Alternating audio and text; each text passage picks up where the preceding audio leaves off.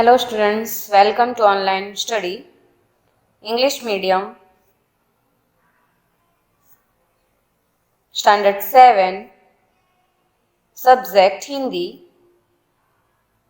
Students आज हम पढ़ेंगे पाठ 3 जिसका नाम है सच्चा हीरा। तो चलिए हम पाठ पढ़ते हैं।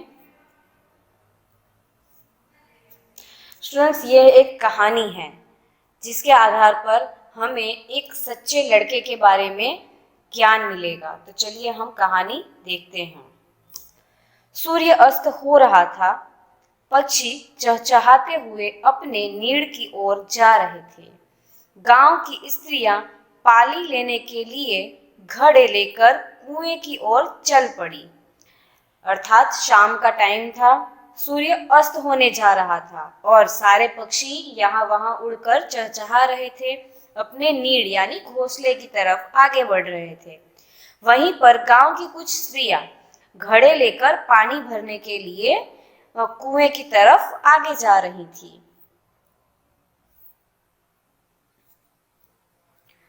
पानी भरकर कुछ स्त्रियां तो अपने घरों को लौट गई, परंतु उनमें से 4 कुएं की पक्की जगह पर बैठकर आपस में इधर उधर की बातें करने लगी।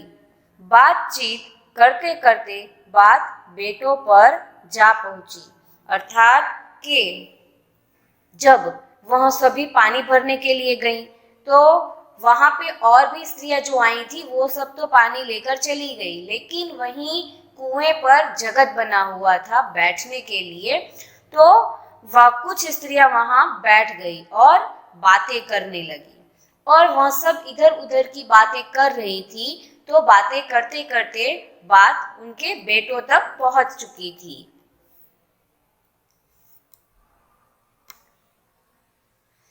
उनमें से एक की उम्र सबसे बड़ी लग रही थी। वह कहने लगी, भगवान सबको मेरे बेटे जैसा बेटा दे। मेरा बेटा लाखों में एक है। उसका कंठ बहुत मधुर है। वह बहुत अच्छा गाता है। उसके गीत को सुनकर कोयल और मैना भी चुप हो जाती हैं। लोग बड़े चाव से उसका गीत सुनते हैं। अर्थात वहां पे जितनी भी स्त्रियां बैठी थी उनमें से कुछ स्त्रियां रुक गई थी जो बातें कर रही थी। एक स्त्री उसमें सबसे बड़ी उम्र की लग रही थी। वह कहने लगी कि भगवान मेरे बेटे जैसा तो सभी को बेटा दे, क्योंकि मेरे बेटे का कंठ जो है बहुत ही मधुर है। वह बहुत ही अच्छा गीत गाता है। उसके गीत को सुनकर लोग एकदम मुग्ध हो जाते हैं। उसकी आवाज कोयल और मैना से भी अच्छी है। उसकी आवाज सुनते ही कोयल और मैना चुप हो जाती हैं। इस तरह से वह अपने बेटे की तारीफ कर रही थी।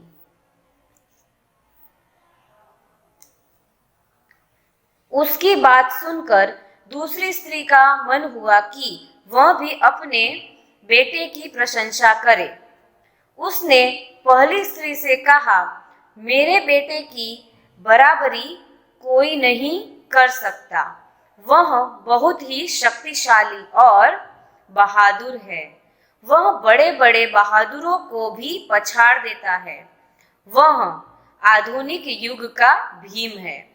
जब पहली स्त्री ने अपने बेटे की प्रशंसा की तो वहीं जो बैठी दूसरी स्त्री थी वह भी अपने बेटे के बारे में कुछ कहना चाहती थी। वह भी सोच रही थी कि जब इसने अपने बेटे की प्रशंसा की तो मैं क्यों ना करूं। तो वह भी अपने बेटे के बारे में कहने लगी कि मेरे बेटे की बराबरी तो कोई कर ही नहीं सकता, क्योंकि मेरा बेटा तो बहुत ही शक्तिशाली है, बहुत ही बहादुर है। उसके जैसा कोई नहीं। वह बड़े बड़े को पछाड़ देता है। वह आज के समय का एक भीम है।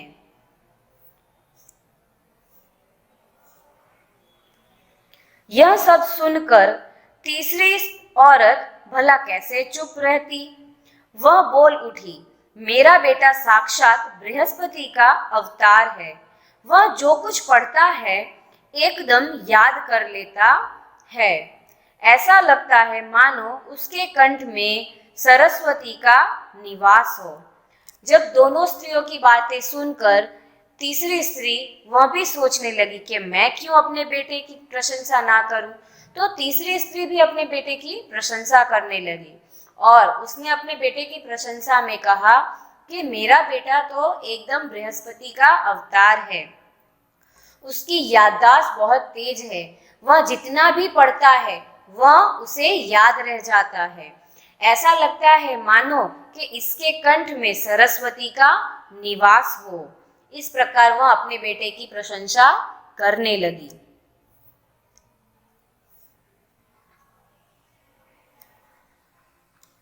तीनों औरतों की बातें सुनकर चौथी स्त्री चुपचाप बैठी रही। उसने अपने बेटे के बारे में कुछ न कहा। इन तीनों स्त्रियों की बातें सुन रही थी एक चौथी स्त्री, वह बैठी थी, वह चुपचाप कुछ कह नहीं रही थी, सिर्फ और सिर्फ उन तीनों की बातें सुन रही थी। उसे ऐसा नहीं लगा कि मैं अपने बेटे के बारे में कुछ कहूं, वह चुपचाप बैठी रही।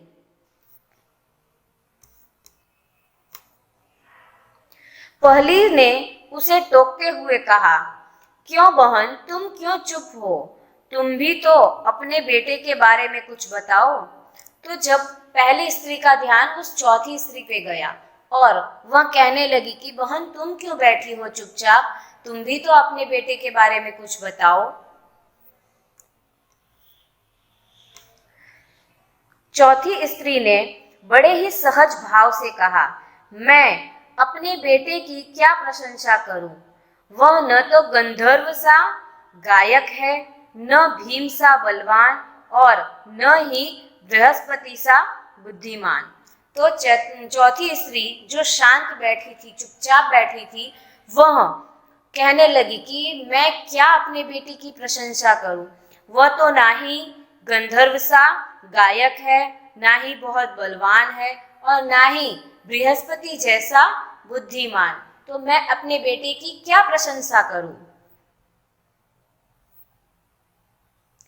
कुछ समय बाद जब वे सब घड़े सिर पर रखकर लौटने लगी, तभी किसी गीत का मधुर स्वर सुनाई पड़ा। वहां जगत से सभी की बातें खत्म हुई। उसके बाद वह सब अपने अपने घरों की तरफ जा रही थी।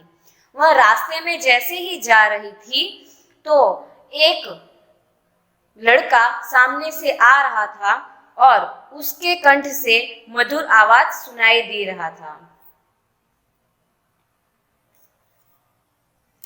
सुनकर पहली स्त्री बोली, सुनो, मेरा हीरा गा रहा है।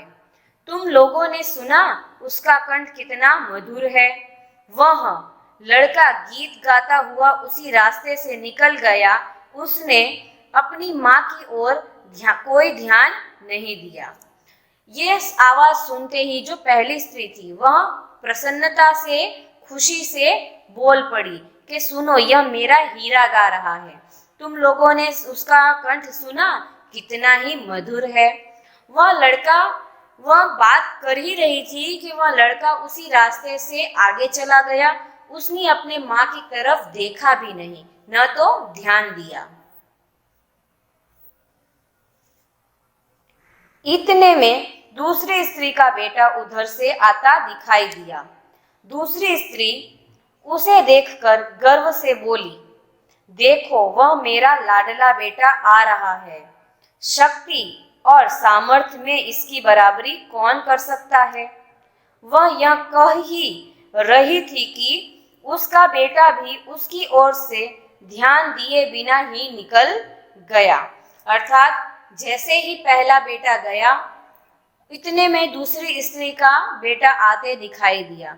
वह खुश हो गई और वह की खुशी के मारे यह कहने लगी कि देखो, यह मेरा लाडला बेटा है, यह कितना शक्तिशाली है, इसके शक्ति और सामर्थ्य की कोई बराबरी नहीं कर सकता।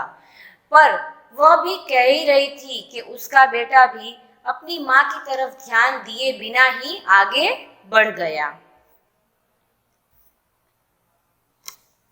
वे कुछ आगे बढ़ी तो एकाएक तीसरी स्त्री का बेटा उधर से संस्कृत के श्लोकों का पाठ करता हुआ निकला।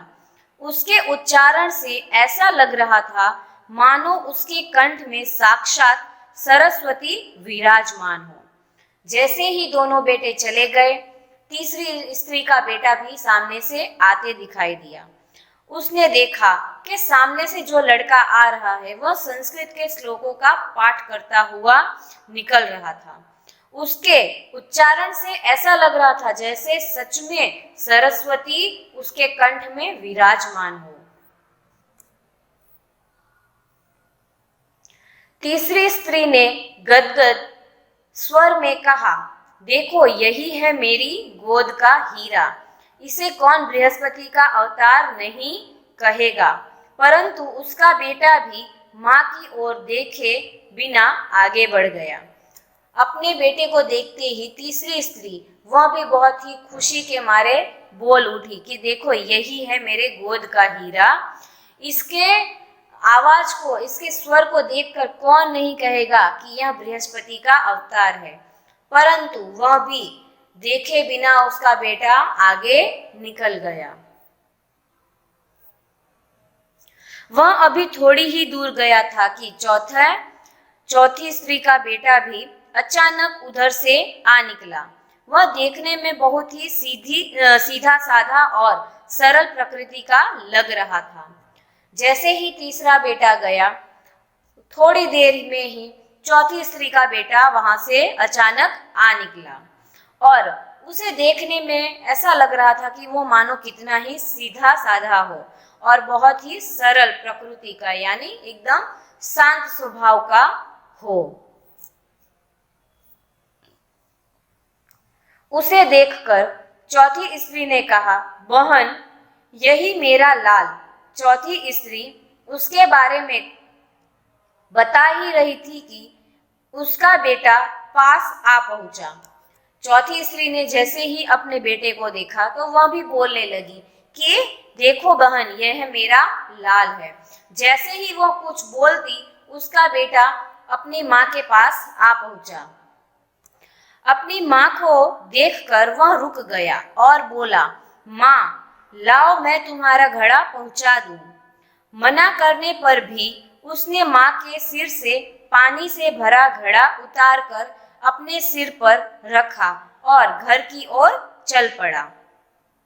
वह अपने माँ के पास आकर रुका और अपने माँ के हाथों से घड़ा ले लिया और उसकी माँ मना कर रही थी, उसके बावजूद भी उसने अपनी माँ से घड़ा लेकर और घर की तरफ आगे चल पड़ा। तीनों औरतें बड़े ही आश्चर्य से चौथी स्त्री के बेटे को देखती रही। एक वृद्ध महिला जो बहुत देर से इन औरतों के पीछे चलती हुई इनकी बातें सुन रही थी, पास आकर बोली, देखती क्या हो, यही सच्चा हीरा है। अर्थात जब चौथी स्त्री का बेटा उसके सिर से घड़ा उतारकर घर की तरफ चलने लगा तो वहां खड़ी वह तीनों स्त्रियां आश्चर्य से देखती रहीं। उन्हीं की बातें सुनते सुनते पीछे एक बुढ़िया आ रही थी। उस बुढ़िया स्त्री ने उन तीनों स्त्रियों से कहा कि यह क्या तुम आश्चर्य से देख रही हो, यही है सच्चा हीरा। आप समझे इस कहानी का अर्थ क्या है? इस कहानी से हमें क्या सीख मिल रही है कि हम चाहे कितने ही बुद्धिमान क्यों ना हो, कितने ही शक्तिशाली क्यों ना हो, कितने ही बलवान क्यों ना हो, लेकिन हमें हमारे माँ बाप से बढ़कर कुछ नहीं होना चाहिए। तभी हम एक लायक और सच्चा हीरा बन सकते हैं।